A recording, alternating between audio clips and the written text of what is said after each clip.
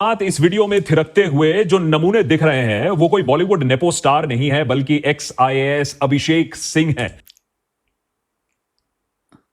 अभिषेक सिंह की शेखी आईएएस छोड़ने Hey, let's not judge. Maybe उस इंसान का म्यूजिक में हमेशा से इंटरेस्ट था, maybe he makes bangers, okay? जैसे कि हम उसको ऑटोमेटिकली आईएएस से अज्यूम कर ले रहे हैं, एसोसिएट कर ले रहे हैं और हमारी एक इमेज बन जाती है हमारे दिमाग में, फिर सडनली हम कॉग्निटिव डिसोनेंस एक्सपीरियंस करें क्योंकि हम उसको एक कंप्लीटली डिफरेंट जगह पे देख रहे हैं, जिस फियर को हम कंप्लीटली डिफरेंटली आइडेंटिफाई करते हैं, इसलिए हमें लग रहा है कि ये ऐसा क्यों कर रहा है, फिर क्या कर रहा है, बट हे क्यों नहीं कर सकता और कौन रोक रहा है उसको करने से? So it's okay, let's actually first gain information. से पहले ही चरम सीमा पर थी। लाल बत्ती कल्चर का दुरुपयोग करना इनका खासा शौक था। यह रील उनके इंस्टाग्राम हैंडल पर आज भी पिंड है। लाल बत्ती और सिक्योरिटी कॉन्वॉय का उपयोग 5 मिलियन फॉलोअर्स, ओके, देश के उद्यान के लिए नहीं, फैशन शो में जाने के लिए, वहां रौब झाड़ने। लेकिन अभिषेक सिंह फिर से आज सुर्खियों में आ रहे हैं, इस घटियापन के लिए नहीं, बल्कि सवाल अब उठ रहे हैं कि क्या अभिषेक सिंह ने गलत तरीके से डिसेबिलिटी सर्टिफिकेट देकर आईएएस में एंट्री ली थी? क्या पूजा खेडकर के बाद सरकार को एक्स आईएएस अभिषेक सिंह की हिस्ट्री ज्योग्राफी पर भी इंक्वायरी कमीशन बैठानी पड़ेगी? खेडकर और सिंह ही नहीं, क्या OBC EWS physically handicapped quota एक नया जरिया बन गया है आईएएस में बैकडोर एंट्री? ऑल्सो ये दोनों क्वेश्चन अब जनरलाइज कर दो। जितने भी एग्जामिनेशन एग्जिस्ट करते हैं, क्या ये सेम क्वेश्चन या सेकंड क्वेश्चन इन पर्टिकुलर, क्योंकि ऑब्वियसली फर्स्ट क्वेश्चन को तो बट कर सकते हो, क्योंकि अगर तुम अभिषेक सिंह नाम हटा दो और तुम ये सेकंड क्वेश्चन को पहला रख दो और फिर देखो क्या तुम कितने बैकडोर एंट्री या जितना भी हम कहना चाहें तरीकों से इंसान घुसा है चीज़ों में, और फिर उन इंसानों पे होनी चाहिए कि नहीं होनी चाहिए, तो ये क्वेश्चंस हम इजीली जनरलाइज कर सकते हैं और आप घुसा सकते हो हर एक चीज़ में। नीट, एनटीए, जितनी भी तुम्हारे ऑर्गेनाइजेशंस हो गए, एग्जामिनेशंस हो गए, इन पे ऑब्वियसली ओवरऑल की बात चली रही है।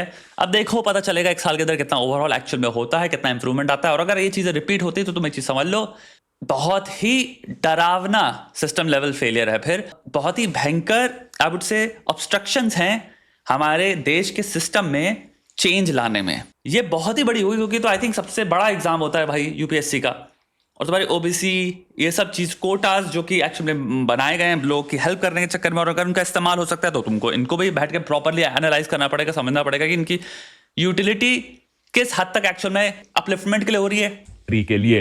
इतने केसेस आज अब क्यों सामने आ रहे हैं? खुद आईएएस के बच्चे ही इतनी बड़ी संख्या में OBC EWS physically handicapped quota का इस्तेमाल कैसे कर रहे हैं सर्विसेज में एंट्री के लिए? क्या यह सिस्टम पर एक कड़ा तमाचा नहीं है? क्या यह उन also like again and again I will say, और कितने ज्यादा सिस्टम्स में यूज हो रहा है, ईमानदार बच्चों के प्रति सही हो रहा है, जस्टिस हो रहा है, जो सालों मेहनत करते हैं? एक चीज ना साइकिल हो जाती है ना, गवर्नमेंट कह रही है तुम्हें सर्टिफिकेट लाना है जो कि गवर्नमेंट की एक जगह से ही जारी होगा, तो वो हो गया तुम्हारा, अगर हमें फिजिकल डिसेबिलिटी का वो चाहिए सर्टिफिकेट, तो मतलब कितने ज्यादा दुकानें हैं सेट बाय गवर्नमेंट जहां पे इतनी लेवल की वो चल रही है कि आपको फेलियर का रेट सिर्फ ये नहीं कि सिर्फ यूपीएससी एग्जाम, और हम सोच ही नहीं रहे, अभी जिसने 4 क्वेश्चन पूछे, ये 4 में तुम्हारी ओबीसी जितने कोटा वाले या फिर जितने सर्टिफिकेट्स हैं, ये आए जिन जगहों से हैं, वो भी फिर आगे ना इनकी भी क्या मान्यता है, अगर ये फेक बना दे रहे हैं तो वो अलग स्कैम हो गया कंप्लीटली।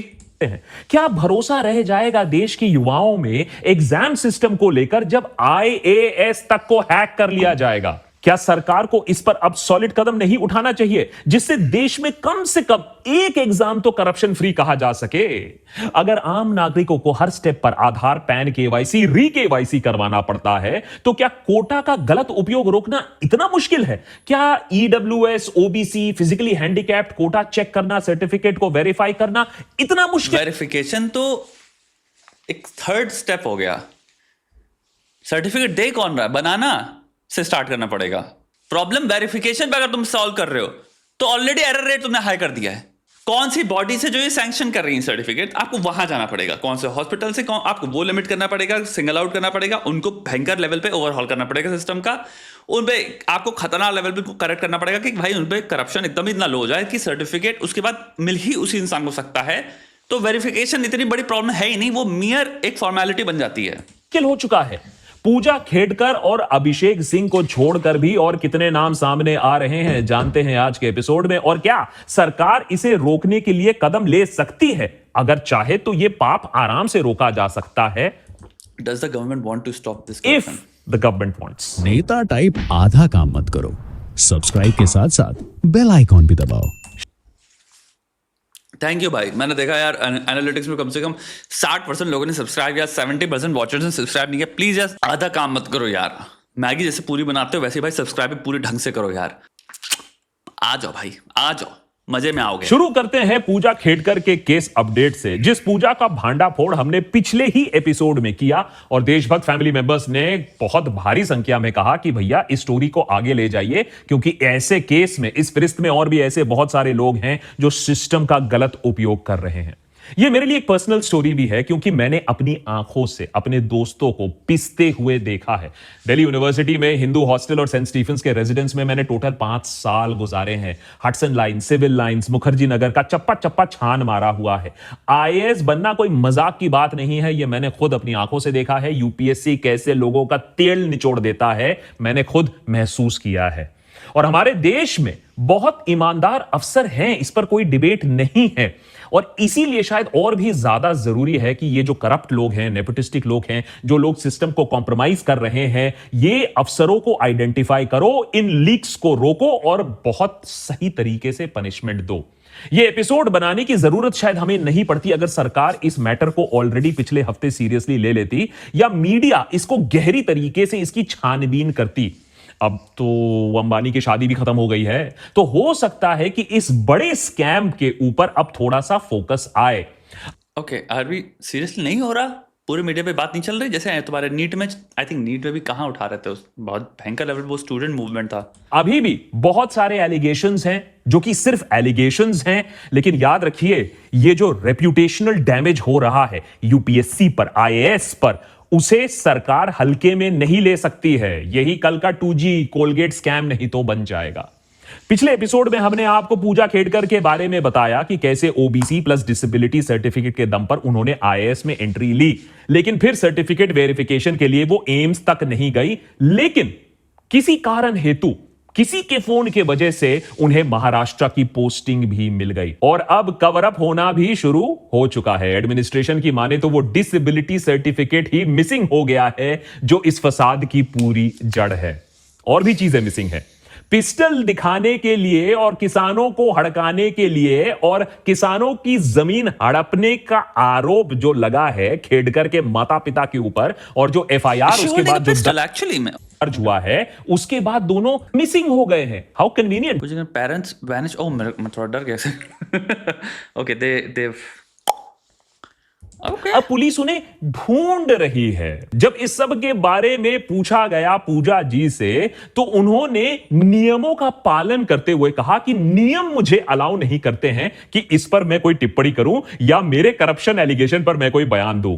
हर नियम का गला घोटने के बाद एलिजेडली नियम की मूर्ति बन चुकी हैं पूजा खेडकर। अब जो इतना कॉन्फिडेंस है मीडिया के सामने, वो तो पॉलिटिकल कनेक्शन के वजह से ही हो सकता है कि मुझे अल्टीमेटली कुछ नहीं होगा, चीखने दो इन्हें 2-4 दिन। जब एबीपी न्यूज ने रिपोर्ट किया कि खेडकर परिवार के तार मुंडे परिवार से जुड़े हुए हैं, तो पंकजा मुंडे आग बबूला होकर एबीपी पर केस की धमकी भी देने लगी कि ये आप हमारा रेप्यूटेशनल डैमेज कर रहे हो। पूजा खेडकर का मामला गर्मा ही रहा था कि एक और केस सामने आया। केस तो बहुत सारे सामने आए। इसके पीछे साइकोलॉजिकल सिंपल से रीजन ये हो सकता है कि 2 चीजें आती हैं, मैं बताता हूँ। आप जब कोई भी इंसान किसी चीज़ में फंसा होता है और अगर बहुत ही स्ट्रॉन्ग प्रिविलेज आ रहा है, यानी कि आपके पास रिसोर्सेज का पूल इतना जबर है कि आप सबसे बेस्ट माइंड्स हायर कर सकते हो स्ट्रैटेजी बिल्डिंग में, गोइंग फॉरवर्ड कैसे करें, जहाँ पे लीगल माइंड भी आ जाएंगे, पीआर माइंड भी आ जाते हैं, आपको सिंपल मेंटर्स मिल जाते हैं जो आपको बताते हैं ठीक है भाई अब तुम्हारे मूव्स नेक्स्ट क्या होने चाहिए। ठीक है, हो सकता है वो लीगल से भी कनेक्टेड है, वो भी हो, बट वो जस्ट स्ट्रैटेजिस्ट हैं जो कि बहुत ऊपर बैठे हुए हैं और आपका सोशल नेटवर्क बहुत स्ट्रॉन्ग है। सोशल नेटवर्क मतलब आप जितने ज़्यादा पैसे वाले होते हो, आपके उतने ही कॉन्टैक्ट में भी इतने खतरनाक लोग एग्जिस्ट करते हैं। तो इन सिंपल 3 चीज़ों को लो, तो ये लोग आपको क्या एडवाइस देते हैं?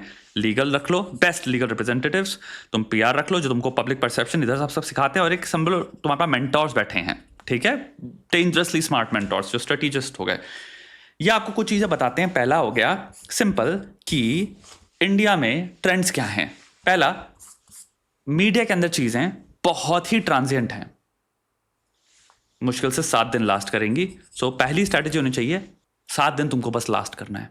अगर तुम 14 दिन सर्वाइव कर सकते हो मीडिया में अगर तुम कोई फालतू उल-जलूल बात नहीं करते हो, तुम सिंपल मीडिया की जितना तुम्हारी स्क्रिप्ट होती है, जो तुम्हारे को मीडिया तुम्हारी जो वो हो गई प्रिपेयर करेगी, पीआर वाली सेकंड जो मैंने बताया, वो आपको प्रिपेयर करेंगे। आपके रिस्पॉन्सेज क्या होने चाहिए, आपका अपीयरेंस कैसा होना चाहिए, यादा यादा क्या होना चाहिए, ठीक है। 14 दिन बाद मीडिया भूल जाएगी। इंडिया में मोस्टली लोग 7 दिन से 14 दिन तक बातें करते हैं चीजों के बारे में। मैं नहीं कहूंगा हर चीज के बारे में, इन जनरल 7 से 14 दिन के बाद में कुछ और आ चुका होगा, देश पूरा वहां पे जा चुका होगा, ये पूरी चीज बैक उसमें जा चुकी होगी। आपको पहले बस 14 दिन सर्वाइव करना है। ऑन स्लॉट होगा 14 दिन, आपके पास पूरे सोशल मीडिया बहुत सारे मैसेजेस आएंगे, गालियां आएंगी, ये सब आएंगी, इग्नोर करो। बस 14 दिन बैठ के कहीं निकल लो बाहर, स्विट्जरलैंड चले जाओ। स्विट्जरलैंड नहीं जा सकते, ठीक है, इंडिया में तुम अगर रहो, just go to a guest house. इसके बाद ये चीज चली जाएगी लीगल चीज में। मीडिया का प्रॉब्लम क्या होता है 14 दिन का, मीडिया डरा देती है सारे सिस्टम्स को। तो सडनली 14 दिन में सारे सिस्टम में जितने भी गवर्नमेंटल ऑर्गेनाइजेशन होती है सब जग जाती हैं। और जितना भी तुम देखोगे जो एक्शन हो रहे होते हैं ना, खटाखट खटाखट खटाखट, वो जब तक मीडिया में चीज रह रही होती है तब तक सारे स्टेटमेंट्स भी आ जाते हैं लोगों के बड़े बड़े ऊपर से।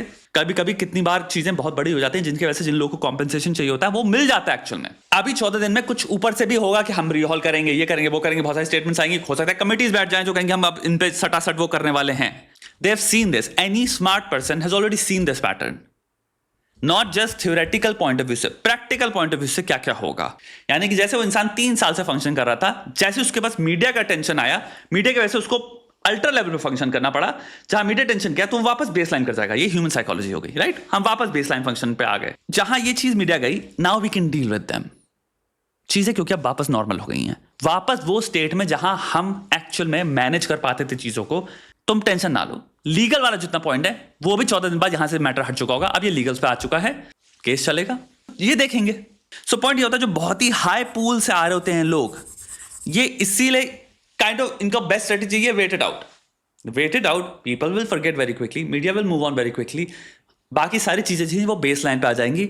एंड मे बी मेरी शायद थ्योरी है ये, इसलिए चीजें ओवरहॉल नहीं होती, क्योंकि जो मीडिया टेंशन है वो सब निकल जाता है। और जब चीजें वापस बेस लाइन पे आती हैं, जैसे हम वर्क करते हैं, सब लोग जैसे वर्क करते थे पहले, सब वापस नॉर्मल वैसे वर्क करने लग जाते हैं। इसलिए फिर से एक और एरर बाहर आता है 1 साल बाद, और आप देखते हो कि यार ये लास्ट साल भी हुआ था।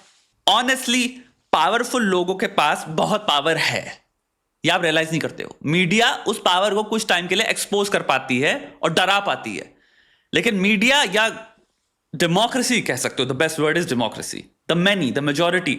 जब मेजोरिटी कह रही होती है अबे, उसके सामने एक्चुअली किसी नहीं टिकती, लेकिन मेजोरिटी 14 दिन बाद किसी और चीज पे चली जाती है, तो वो पावर वापस बुलंद हो पाती है, वापस कंसोलिडेट कर पाती है जितना कंट्रोल उसके पास पहले से था। Then they know the moves, because the moves exist, the moves have always existed. तो मैं जॉर्ज कार्लिन का सिंपल से पॉइंट ऑफ व्यू से मैं अगर बात करूं, और ये पॉइंट ऑफ व्यू है, the world was created by the powerful for the powerful only ना।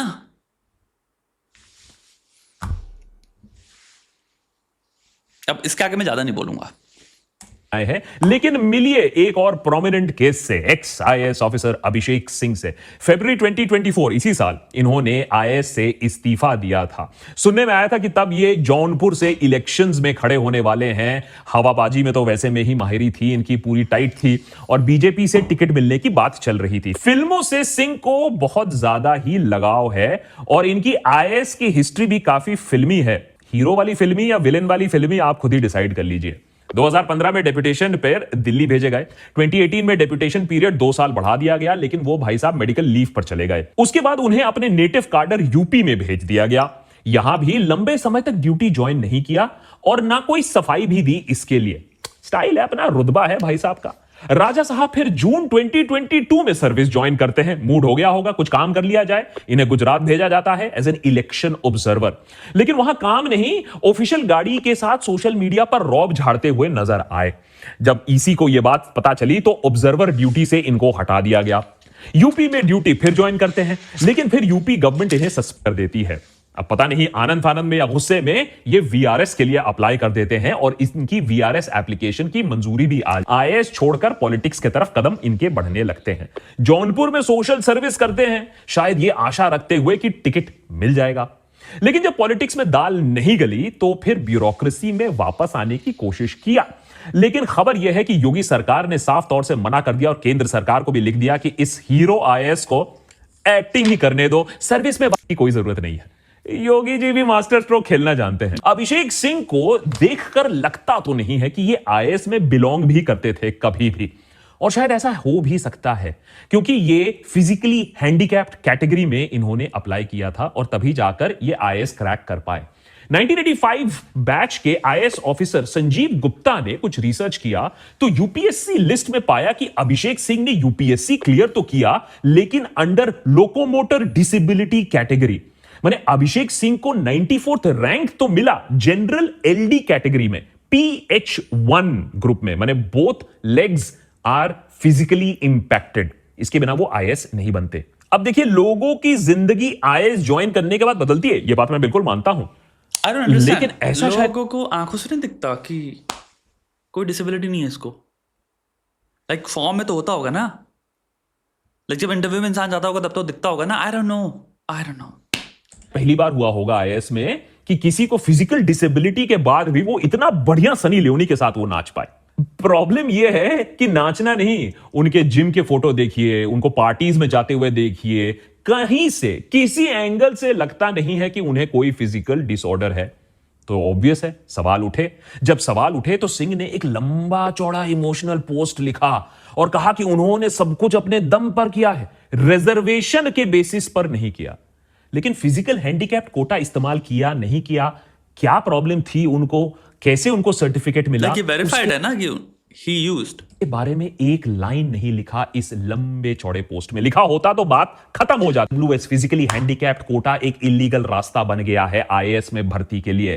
क्या जेन्युइन कैंडिडेट्स को कुएं में ढकेल कर ये नेपो आईएएस बेबीज की भर्ती हो रही है सर्विस में, और वो भी कई बार सीधे फर्स्ट अटेम्प्ट में। क्या इंटेलिजेंस है। ये स्कैम शायद सालों से चल रहा है। ये खबर देखो, Delhi assembly committee on welfare of OBCs ने जारी किया एक notice special secretary services YBVJ Rajashekhar के खिलाफ, क्योंकि उन्होंने allegedly fake and fraudulent OBC credentials वो लाए थे। UPSC civil services 2016 third ranker Gopal Krishna Ronanki के खिलाफ पिटिशन दर्ज की गई कि ये जो उनका टॉप रैंक आया है वो एक फेक ऑर्थोपेडिकली हैंडीकैप्ड सर्टिफिकेट के वजह से आया है। और ये भाई साहब आसिफ के यूसुफ, इन्होंने आईएएस को शर्मिंदा किया जब स्टेट गवर्नमेंट ने उनकी income certificate and OBC certificate को कैंसिल ही कर दिया। क्यों? आसिफ ने अपने पेरेंट्स की इनकम फोर्ज की थी अपने आप को रिजर्व कैटेगरी में दिखाने के लिए। यह बात सामने आ गई। बिहार में Indian revenue service officer Navneet Kumar ने तो सिस्टम को ही हिला दिया। Fake date of birth and CBI ने फाइल किया केस, एजुकेशनल सर्टिफिकेट्स का उपयोग किया 2017 में यूपीएससी को क्रैक करने के लिए। तो बेसिकली यहाँ पे एक बहुत बड़ा तुम्हारा जो होना चाहिए ओवरऑल वो है ये तुम्हारे सर्टिफिकेट इशूइंग बॉडीज पे। ये तो वो कुछ केसेस की मैं बात कर रहा हूं जो 2 दिनों के लिए लाइमलाइट में आई, 1-2 हेडलाइंस इधर उधर छप गई। अब आप इस बात को समझो कि ये कितना कॉमन है कि जब हमने इस पर पार्ट 1 एपिसोड बनाया तो इसमें बहुत सारे जो कैंडिडेट्स हैं उन्होंने कोई हैरानी नहीं दिखाई। आप इस बात से समझो कि पिछले 24 घंटों में मैं आपको आधे दर्जन ऐसे नाम गिना सकता हूं जिनके बारे में सोशल मीडिया में एलिगेशन लगाया गया है, जिन्होंने एलिजिडली फेक सर्टिफिकेट का इस्तेमाल किया है आईएएस में और दूसरे सर्विसेज में एंट्री पाने के लिए। मैं जानबूझकर उन लोगों का नाम आज नहीं ले रहा हूं क्योंकि उन्हें भी सफाई का मौका मिलना चाहिए। सोशल मीडिया पर हम कैंगरू कोर्ट नहीं बनाना चाहते हैं, लेकिन आईएएस प्रियांशु खाटी का जो बिहेवियर है वो मुझे बहुत ऑड लगा और उसके बारे में बात करना जरूरी है क्योंकि ये रेप्यूटेशन इंडिविजुअल नहीं है, ये सर्विसेज की रेप्यूटेशन की बात हो रही है। 2021 बैच के ऑफिसर प्रियांशु ने ऑर्थोपेडिकली हैंडीकैप्ड कैटेगरी में यूपीएससी क्रैक किया, अच्छी बात है, लेकिन उनके सोशल मीडिया जो प्रोफाइल है उसमें पूरी तरीके से वो फिट नजर आते हैं। ऑब्वियसली बात है, लोगों ने कहा कि भाई ये कैसे हो सकता है, आप मुझे कुछ डिटेल्स बताइए। तो जब ये सवाल उठने लगे तो उन्होंने अपना अकाउंट ही पूरी तरीके से प्राइवेट कर लिया। ये गजब की बात है, क्योंकि अगर कभी कोई हैंडीकैप पर्सनल इतने बड़े पोस्ट पर इतना बड़ा एंट्रेंस एग्जाम क्रैक करेगा तो उसके लिए तो वो गर्व की बात होगी और पूरा देश उसे वाहवाही देगा। इसमें छुपाने की क्या बात है, इसमें शर्मिंदगी की क्या बात है।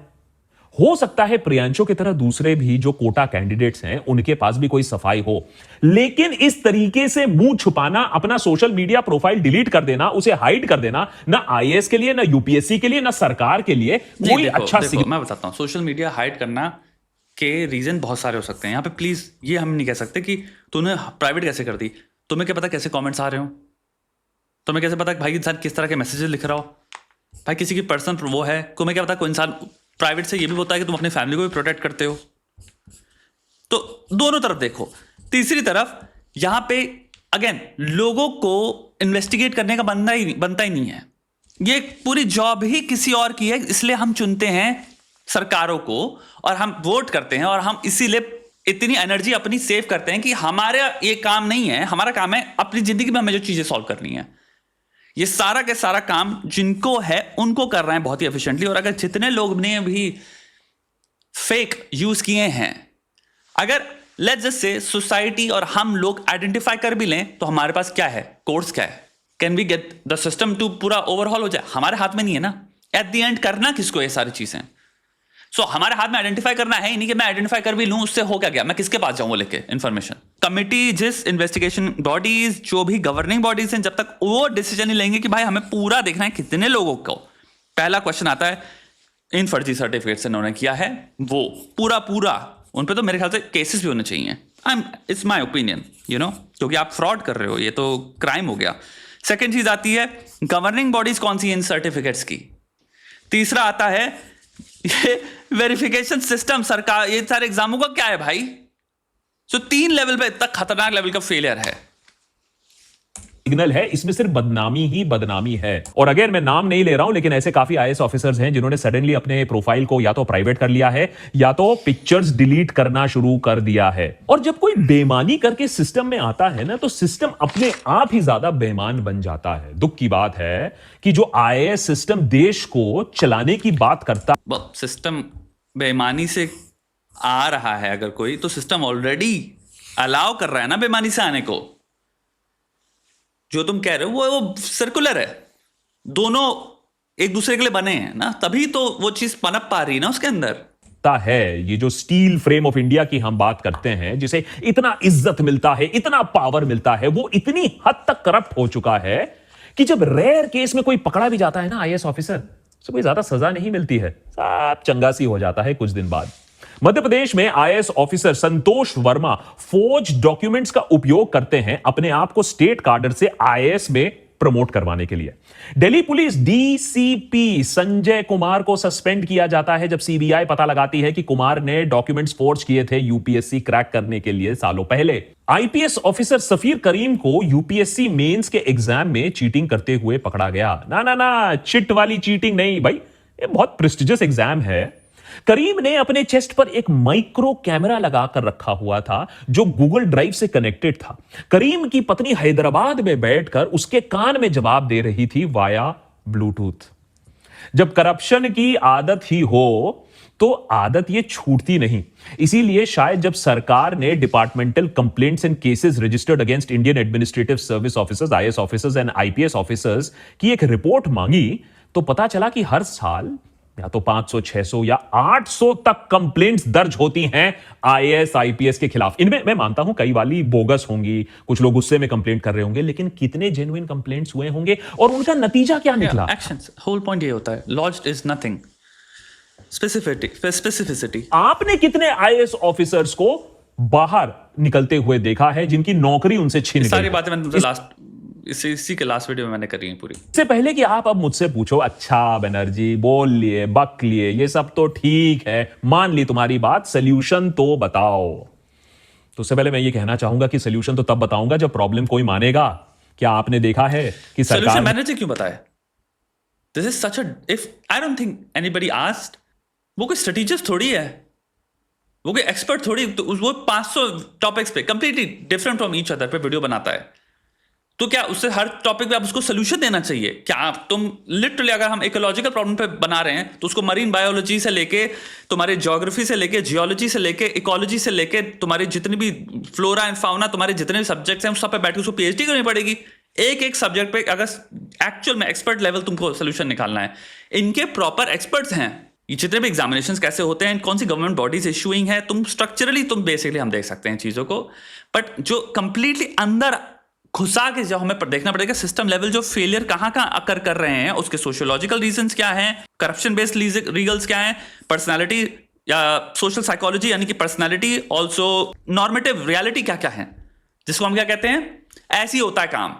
ये ऐसी कौन से ट्रेंड्स हैं जो चलते हैं जो कि हमने एक्सेप्ट कर रखे हैं नॉर्मेटिव रियलिटी की तरह, जो कंप्लीटली ध्वस्त कर देने चाहिए। एटीट्यूड्स एंड बिहेवियर्स जो over the period of time चलते आ रहे हैं, जो बहुत ही भयंकर लेवल पे हर्टफुल हैं और हार्मफुल हैं प्रोग्रेस पे।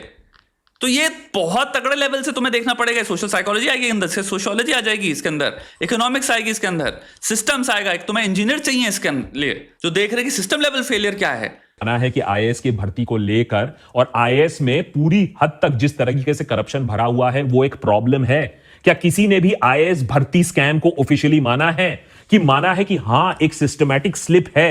कोई बात कोई एडमिट करता है? नहीं करता है, क्योंकि सबके तो बड़े बड़े ईगो हैं, सबकी तो बड़ी बड़ी छाती है। गलती तो किसी से हो ही नहीं सकती है, गलती तो सिर्फ आम नागरिक से। गलती तो ऑलरेडी एक्सपोज हो गई ना। The second we find out that इतने लेयर्स पे प्रॉब्लम्स थी जिनकी वजह से एक इंसान वहां तक पहुंच पाया। सो उसने इतने सारे एक्सप्लॉइट किए हैं लूप होल्स भी कहां, जहां पे इंसान कोलैबोरेट कर रहे हैं टुगेदर, यानी कि एक सिस्टम है। वो तो ऑलरेडी एक्सपोज हो गया, तभी तो इंसान यहां तक पहुंच पाया है। अगर the fact that's the second we know कि भाई किसी ने फॉर्ज किए डॉक्यूमेंट्स एंड वो बन गया, कुछ मिस्टेक ऑलरेडी एक्सपोज हो गई है, से हो सकती है, चाहे ये गलती 20-30 सालों से चलती हो। मैं क्लियर कर देता हूं, ये कोई पार्टी विशेष गलती नहीं है, ये सालों से गलती चलती आई है, लेकिन किसी पॉलिटिकल पार्टी ने इसे करेक्ट करने का सोचा नहीं।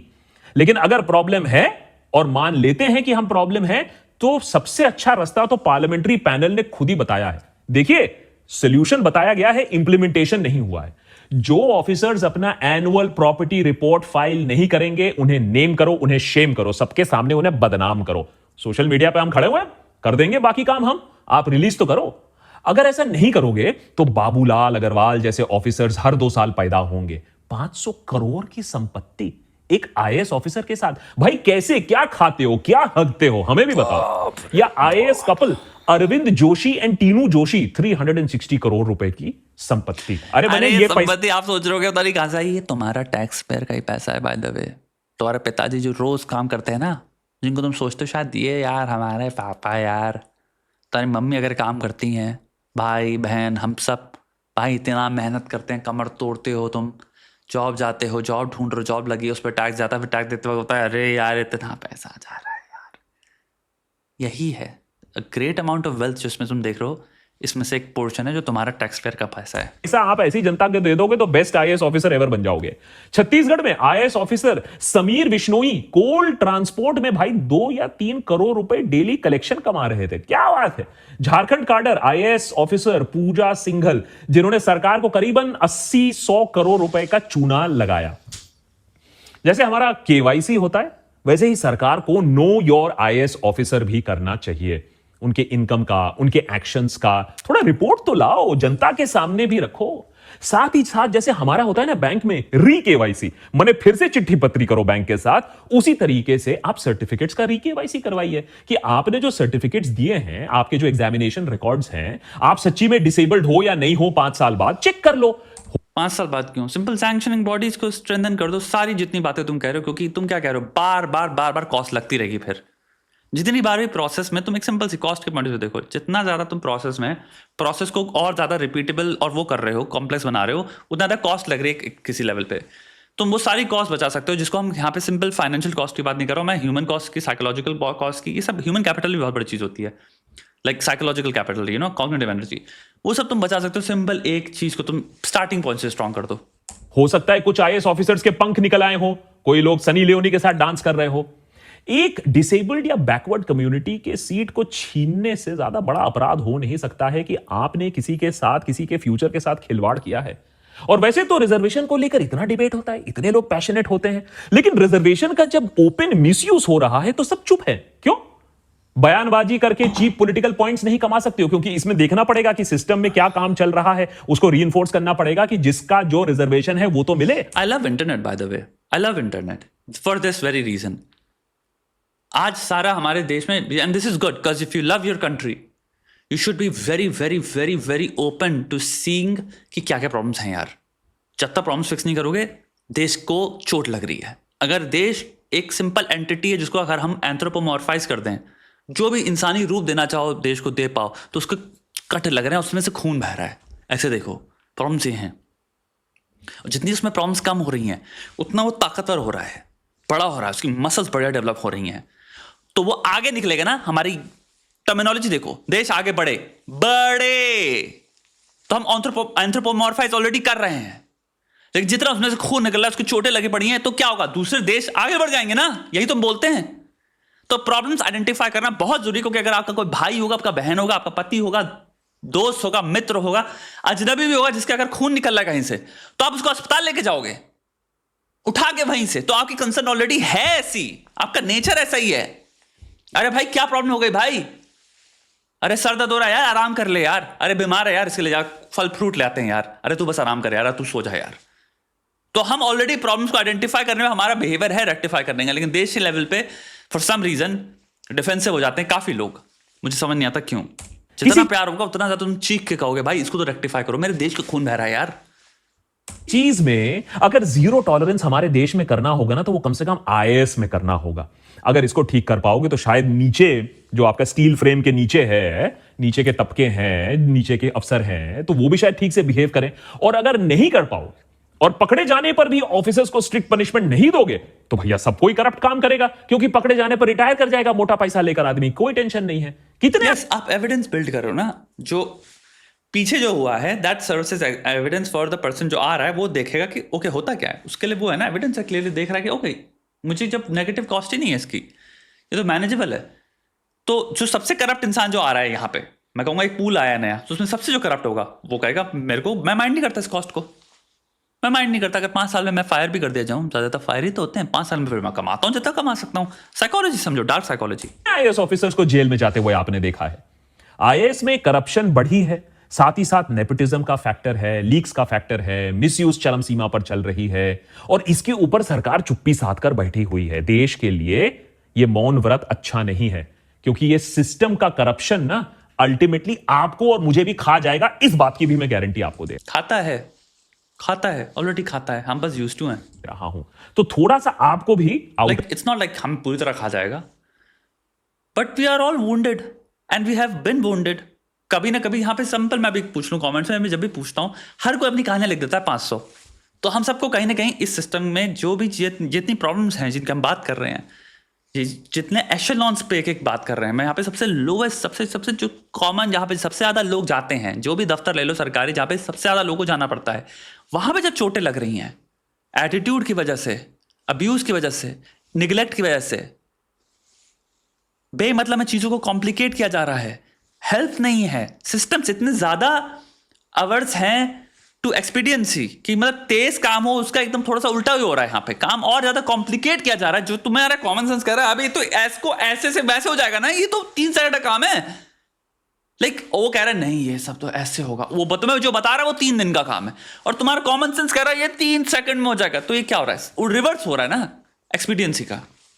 तो वो चीजें जितनी जपता रहेंगी तो तुम्हें चोट लगती रहेगी ना। लेट्स से तेरे को 3 दिन में वो चीज चाहिए थी और तुझे चीज दिख रही कि क्लियरली ABC, इतना सिंपल है सिस्टम ये। एंड शायद काफी लोग कहेंगे लेकिन सिस्टम तो सिस्टम ही होता है। तुम सिंपल कंपेयर कर सकते हो उसमें कि अगर हम ह्यूमंस की बात कर रहे हैं तो जो भी प्रोसेस में यहां पे 3 लग रहा है, 3 दिन सिंपल तुम देख सकते हो जापान में कितना लगता है, साउथ कोरिया में कितना लगता है, एंड ये तुम स्टडी कर सकते हो। दूसरी जगहों पे भी ये प्रॉपर चीज बनने के लिए एग्जैक्ट क्या है, और तुम देखोगे जमीन आसमान का डिफरेंस में दिखेगा इन लॉट ऑफ प्रोसेसेस जो कि अननेसेसरी, एब्सोल्युटली अननेसेसरी। एक छोटा सा मैं एग्जांपल दे सकता हूं, कितने सारे प्रोसेसेस हैं आज हमारे देश में अभी भी जिसमें अखबार में तुम्हें वो देना पड़ता है उसके लिए एड, जो कि I think it had its value in 1980s, जहां पे लोगों के पास the only medium of gaining information was अखबार पढ़ के, कि एड वाले, नॉट एड बट तुम्हारा वो सेक्शन इंफॉर्मेशन वाले सेक्शन में। For example obituaries meant something even when I was growing up my 90s में, क्योंकि कितने लोगों को पता चलता है अरे इनका निधन हो गया, क्योंकि फोन नहीं थे, व्हाट्सएप नहीं था। बट वो चीज कितने हद तक, कितनी सारी चीजें अभी तक अपडेटेड नहीं हुई जब लोग क्लियरली मूव कर चुके हैं अखबारों से। They moved on from that. जिस पर करना बैठता है, क्योंकि ये बात पॉलिटिक्स की नहीं है, ये अल्टीमेटली हमारे, आपके और देश की बात है। ओके, थैंक यू यार।